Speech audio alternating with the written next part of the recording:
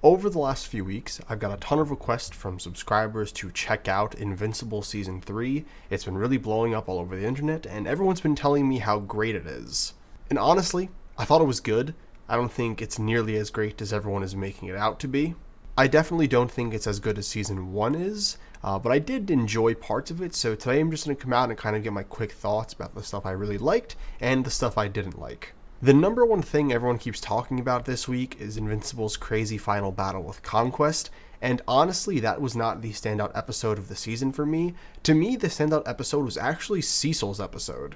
I think Cecil is by far the most interesting character Invincible currently has to offer, and getting to see what made him the way he is and why he does things the way he does was really interesting. Not only that, but the moral dilemma of how moral is it to put limiters on certain superheroes and keep certain checks and balances in, even at the cost of friendship, was super interesting. It reminds me of the time in the Justice League show that Batman made contingency plans for all of the Justice League members, and they found out and weren't too happy about it.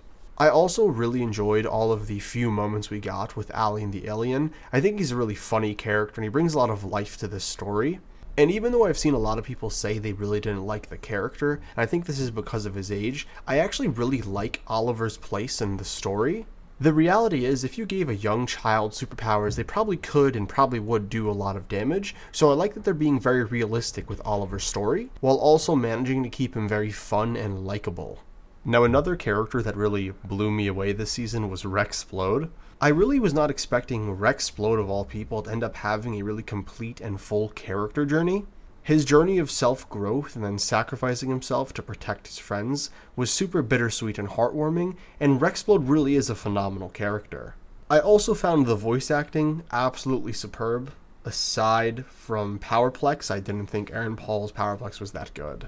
But now I want to talk about some of the issues that I found plaguing this season, and the first one is just Mark in general.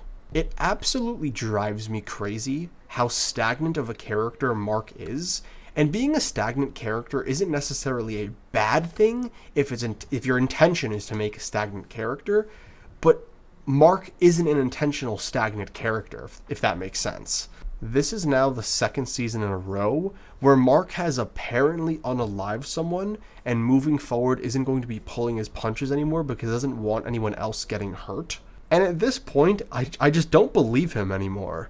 Only made worse by the fact that the two individuals he has actually apparently unalived are still alive. Let me explain. So when Mark kills Angstrom at the end of Season 2, it was a decently impactful scene. But the moment we find out that he is still alive, that impact is taken away because the consequences of Mark's actions are taken away. And at the end of Season 3, the same thing happens with Conquest. Mark has this crazy fight with him, there's an impactful death at the end, just to find out that he's not actually dead, and the consequences of Mark's actions don't apply anymore. Now, I have seen a lot of people saying this is the best season of Invincible because of how crazy the finale is, and I just don't buy it.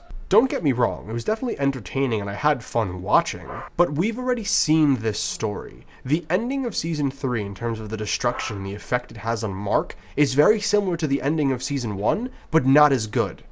Again, only worsened by the fact that his actual conclusion with Conquest doesn't have the full payoff since he's still alive. However, I will say, as far as fights go, I did enjoy Adam, Eve, and Mark versus Conquest. There was definitely a lot of surface level excitement I got from watching the two Viltrumites battle it out. Not really the biggest fan of the Adam Eve plot armor here though. I kind of don't like that she's so overpowered and just no one really knew. Now, my least favorite part of this season, what really brings it down a few pegs for me, is the whole Angstrom subplot. I'm sorry, I found this plot to just be so dumb. I thought it was really dumb in Season 2, and in Season 3 they pulled back the same plot, but made it more egregious and more just unfathomable.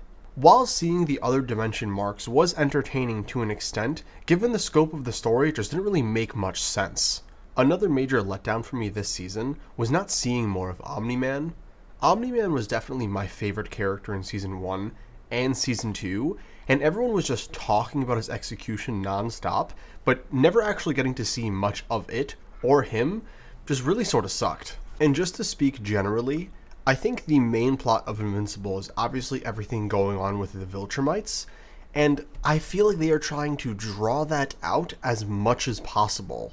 So everything going on with specifically the Viltrumites is really interesting when it finally gets to the screen, but in between those scenes you'll have like 2 to 3 episodes of more or less nonsense that won't matter in the long run. So all in all, Season 3 of Invincible definitely wasn't bad, but I wouldn't really say it was great or even really good either. If I had to put a number to it, I would give it a 6 out of 10. I know some of you probably thought I would like this show better, and I did like it, but I think it's overhyped. But anyways, thank you all for watching, and I'll catch you all in the next video. Peace.